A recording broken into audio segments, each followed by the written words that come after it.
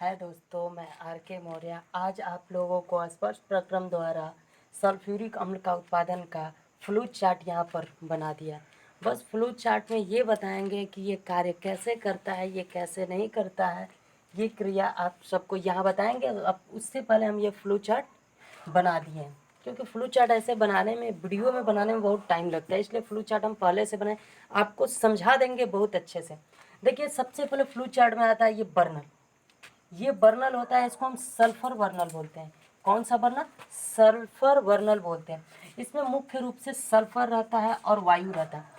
यहाँ तक कि आपको बता दें कि इसमें मुख्य 3 स्टेप याद रखिएगा, तो आपको प्रयोगशाला में आपको स्पष्ट प्रक्रम द्वारा सल्फ्यूरिक अम्ल का उत्पादन पता चल जाएगा। तो सबसे पहले आप देख लीजिए कि सल्फ्यूरिक अम्ल रहता है और वायु रहता है। तो यहाँ पर देखिए, सल्फ्यूरिक अम्ल यानी कि एस प्लस वायु रहता है यानी कि O2, तीर के निशान, यहाँ समीकरण बनेगा। यहाँ क्या बनेगा? यहाँ समीकरण बनेगा। यहाँ पता है आपको कौन सा समीकरण बनेगा? तो S8 हो जाएगा, S8 हो जाएगा और ये 8 हो जाएगा। तो यहाँ बनेगा, यहाँ आपका समीकरण बनेगा 8S O2। मतलब कि यहाँ देखिए, यहाँ ऑक्साइड, मैसेज आ गल फिर फुल हो गल रुको, कट ना हो 8H2O हो गया। फिर उसके बाद ये देखिए, ये एक कक्ष होती है, ये कक्ष, इस कक्ष को हम बोलते हैं धूल अवक्षेपक। मतलब कि ये वायु और सल्फर जो इस बर्नल में क्रिया करी और वो यहाँ आई, इसके जितना धूल कण होते हैं सब ये सोख लेता है। उसके बाद सोखने के बाद इस वाले बर्नल में आता है। इस बर्नल का नाम है धोने एवं शीतलन कक्ष। मतलब कि इसमें जल की वर्षा होती है, ऊपर से जल की फुहेर, देखिए यहाँ पर है जो जल की फुहेरें, यहाँ से फुहेरा आ रही है, यह धोने की एवं शीतलन कक्ष। इसलिए ये कक्ष ठंडा होता है और इसमें जो विशिष्ट जल होता है, फालतू जल होता है, वो निकल जाता है।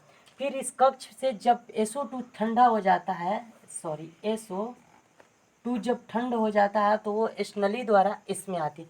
इसमें जब SO2 में जल मिला रहता है, तो अगर आप किसी में जल मिलाया तो उसको, जल को तो सोखना पड़ेगा, और जल को सुखाने के लिए सबको, आपको सबसे पहले पता है कि डिहाइड्रेट एजेंट एक ही है, जो है सल्फ्यूरिक अम्ल, कि जो जल को अति शीघ्रता से सोख लेता है। तो ये देखिए, सल्फ्यूरिक अम्ल का यहाँ पर वर्षा जो की है, जो विशिष्ट अम्ल है वो निकल जाता है और यहाँ से सल्फ्यूरिक अम्ल सोख लिया जाता है। और यहाँ पर ऑक्साइड, सल्फ्यूरिक अम्ल प्लस ऑक्साइड के साथ, सल्फ्यूरिक अम्ल प्लस ऑक्साइड से मिलकर यहाँ क्रिया कराती है। यहाँ पर देखिए दोस्त, ये SO2 और O2, ये बोनेडियम पेंटा ऑक्साइड के, ये SO2 और O2 सबसे पहले इस कक्ष में आती है। आर्सेनिक शुद्धिकरण, जिलेटिन, फेरिक एवं हाइड्रोक्साइड, मतलब इस कक्ष में आएगी। ये कक्ष शुद्धिकरण करने के लिए महत्वपूर्ण भूमिका निभाती है। इसमें आकर SO2 और O2 का शुद्धिकरण हो जाता है। और ये कक्ष, ये हाइड्रा है और ये वाला, और इस कक्ष को पार करते हुए इस कक्ष में बोनेडियम पेंटा ऑक्साइड के द्वारा इसका second reaction, SO2 + O2 vanadium penta oxide के द्वारा सेकेंड रिएक्शन बनाती है।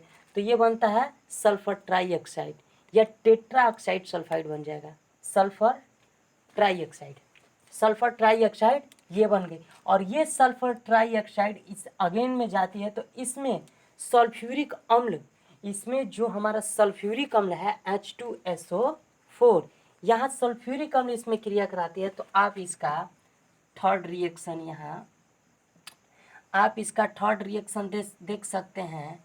SO3 प्लस, SO3 तो इस बॉक्स में आ गई और इसमें H2SO4 की वर्षा है ऊपर से, H2SO4।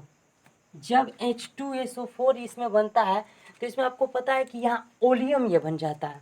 जब ये SO3 और SO4 आपस में ये क्रिया करती है, ये दोनों जब आपस में क्रिया करते हैं तो यहाँ पर ओलियम बन जाता है। तो ओलियम आपका ये हो गया H2O7, कितना? O7, ये ओलियम बन गया। और जब ये ओलियम बाहर, इसका एक 4 रिएक्शन भी देख लीजिए थोड़ा सा। जब ये ओलियम बन गया और जब ओलियम को जल से भी क्रिया कराएंगे तो सल्फ्यूरिक अम्ल बन जाएगा। ये देखिए ओलियम आपका यहाँ आ गया H2S2O7 प्लस H2O 2, यहाँ हो जाएगा सल्फ्यूरिक अम्ल 2H2SO4। ये देखिए, ये हम समझ गए कि आप लोगों को अभी समझ में नहीं आई है, कहीं कहीं कोई पॉइंट है जो दिक्कत कर रही है। सबसे पहले आपका यहाँ पॉइंट दिक्कत करे सल्फ्यूरिक अम्ल।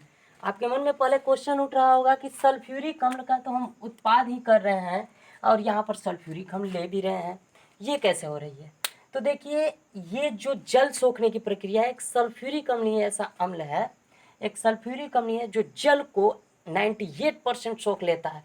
आसवन विधि द्वारा 68% यानी कि 68% सोखेगा, लेकिन इसमें 98% क्या होता है, जल को ये सोख लेता है, इसीलिए यहाँ सल्फ्यूरिक अम्ल का प्रयोग किया जाता है।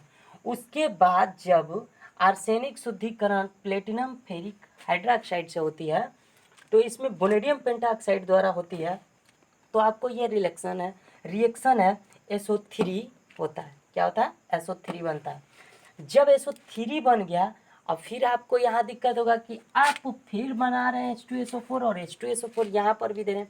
तो देखो H2SO4 जब इसके साथ मिलती है तो H2SO4 हम इसलिए दे रहे हैं कि देखिए यहाँ पर H2SO4 दिए हैं ना, कितना दिए हैं? एक H2SO4 दिए हैं, लेकिन जब ओलियम के साथ हम जल मिलाते हैं तो यहाँ पर कितना H2SO4 प्राप्त होता है? 2H2, कितना हो रहा है? 2H2SO4। तो इसलिए यहाँ पर फायदा है कि जितना इन्वेस्टमेंट कीजिएगा, मतलब जितना लॉस कीजिएगा सल्फ्यूरिक अम्ल का, कहीं उससे दुगना आपको संस्पर्श प्रक्रम में मिलेगा। यानी कि आप 100% इसमें अपना इन्वेस्टमेंट कीजिएगा, यानी कि लॉस कीजिएगा 100%, तो 200% आपका सल्फ्यूरिक अम्ल यहाँ मिलेगा। तो इसमें आपको पता है कि सल्फ्यूरिक अम्ल इतना मिलेगा। और ये रहा आपका ओलियम।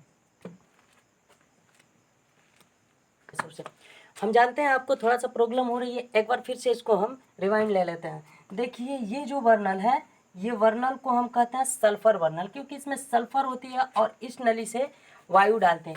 जब ये दोनों मिलती है तो यहाँ इसमें अशुद्धिकरण आ जाती है। तो उसे शुद्धिकरण करने के लिए धूल अवक्षेपक लगाया गया कि इनमें जितना धूल कण होगा वो सब क्या होगा, इस जाली में लग जाएगा और यहाँ से शुद्ध SO2, यहाँ पर क्या होगा, शुद्ध SO2 इस कक्ष में आएगी। तो इसमें जल का फुहार जब डालेंगे तो SO2 में जल मिक्स हो जाएगा। जब SO2 में जल मिक्स हो गया और SO2 ठंडा हो गई तो इस वर्नल में आएगी। तो जब SO2 में जल मिल गया तो जल को हमें सुखाना पड़ेगा। जल को नहीं सुखाएंगे तो वो क्या करेगा, उसकी अम्लीयता को कम कर देगा। तो जल को सुखाने के लिए सांद्र सल्फ्यूरिक अम्ल, क्योंकि आपको पता है कि यह डिहाइड्रेट एजेंट है, मतलब जल को 98% सोखता है, इसीलिए सल्फ्यूरिक अम्ल का फुहार इसमें डाले और वो क्या किया, सोख लिया जल को। जल को सोखा तो SO2 और O2 इस प्लेटिनम जाली, यानी कि ये प्लेटिनम जो जाली है ये शुद्धिकरण का सबसे बड़ा हिस्सा है। इसमें शुद्धिकरण महत्वपूर्ण रूप से होती है क्योंकि इसमें प्लेटिनम फेरिक हाइड्रोक्साइड की जो जाली है ये शुद्धिकरण करके इस कक्ष में भेजती है। तो इस कक्ष में बोनेडियम पेंटा ऑक्साइड, बोनेडियम पेंटा ऑक्साइड जो है ये उत्प्रेरक है। क्या है? उत्प्रेरक। ये उत्प्रेरक है। बोनेडियम पेंटा ऑक्साइड ये क्या है? एक उत्प्रेरक है।